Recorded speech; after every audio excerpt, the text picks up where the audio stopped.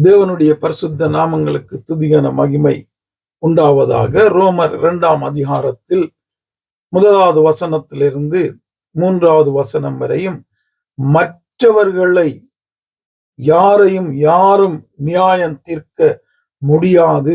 ஏனென்றால் மற்றவனை நீ நியாயம் தீர்க்கிற அந்த காரியங்கள், அந்த பாவங்கள், தேவன் அருவருக்கிற ஏதோ ஒரு காரியம் உன்னுடைய வாழ்க்கையிலும் இருக்கிறபடியா நீ யாரையும் நியாயம் தீர்க்க முடியாது. நியாயம் தீர்ப்பதற்கு யாருக்கும் அதிகாரம் கிடையாது. இயேசுவாகி அவர் கூட தான் நியாயம் தீர்க்க வரவில்லை என்பதாக சொல்லுகிறாரு.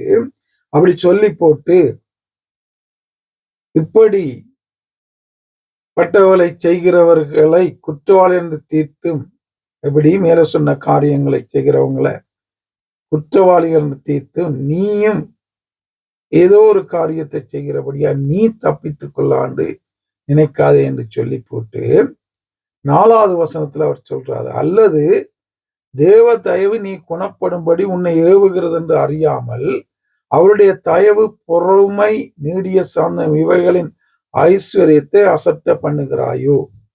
என்ன, மற்றவர்களை நியாயம் தீர்க்கிற நீ உன்னை ஆண்டவர் நியாயம் தீர்க்கல, உன்னை அவர் கிருபையாய் நடத்துகிறார் என்பதை வைத்துக் கொண்டு மற்றவர்களை நியாயம் தீர்க்கிறியே. உன்னை அவர் இவ்வளவு, உன்னில் அவர் ஏன் இவ்வளவு கிருபையாயிருக்கிறார், இரக்கமாயிருக்கிறார், தயவாயிருக்கிறார், பொறுமையாயிருக்கிறார் என்றதை நீ அறியல. நீ அறியாம நீ மற்றவங்களை நியாயம் தீர்க்கிறா. அந்த கிருபைய, அந்த ஆண்டவர் மேல் வைத்திருக்கிற அந்த பொறுமைய, அந்த அன்பை நீ அசட்ட பண்ணுகிறாய். உன்மேல் ஆண்டவர் நீ என்ன செய்தாலும் இன்று வரைக்கும் கிருபையா இருந்து உன்னை நியாயம் தீர்க்காம, தள்ளாம, ஒதுக்காம உன்னோட கூட இருந்து வருகிறாரே, அதற்கு உன்னுடைய பரிசுத்தம் அல்ல காரணம்.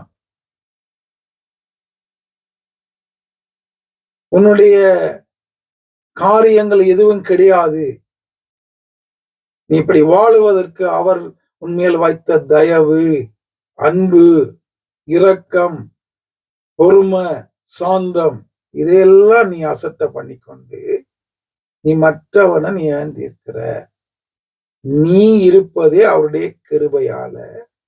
அப்படி கிருபையால இருக்கிற நீ ஒருத்தன் ஒரு காரியத்தை செய்தோன்னா அவனை நியாயம் தீர்க்காத. இந்த கிருபை அசட்ட பண்ணி அவனை நியாயம் தீர்க்காத என்பதாக இந்த கிருபையை உணர்ந்து கொள்ளு. இந்த அளவுக்கு இருப்பதற்கு என்ன காரணம் என்பதை உன்னுடைய பரிசுத்தம் கிடையாது, அவருடைய கிருபை, இரக்கம், தயவு, அன்பு, நீடிய சாந்தம், பொறுமை என்பதை விளங்குவாயிருந்தாய், விளங்கி கொள்ளுவாயாக இருந்தால் எந்த ஒரு மனுஷனையும் நீ நியாயம் தீர்க்க மாட்டேன். நான் கிருபையால இருக்கிறேன், அவன் விழுந்து போயிட்டான், அவன் தவறி போயிட்டான், அவனை எப்படியாவது தூக்கி அந்த கிருபைக்குள்ள நிறுத்தி விட வேண்டும், அவனுக்கும் தேவன் கிருபை செய்வார், போதுமானவராயிருக்கிறார் என்பதை நினைத்து அவனையும் தூக்கி விடுகிற ஒரு வாழ்க்கை தான் வாழணும்.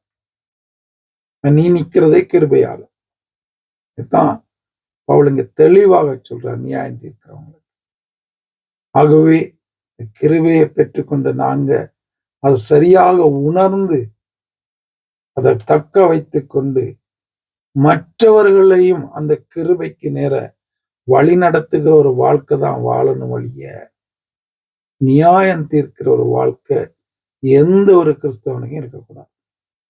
ஆண்டவர் ஆவியானவர் அப்படியாக எனக்கும் உங்களுக்கு உதவி செய்து வழி நடத்துவாரா. ஆமென்.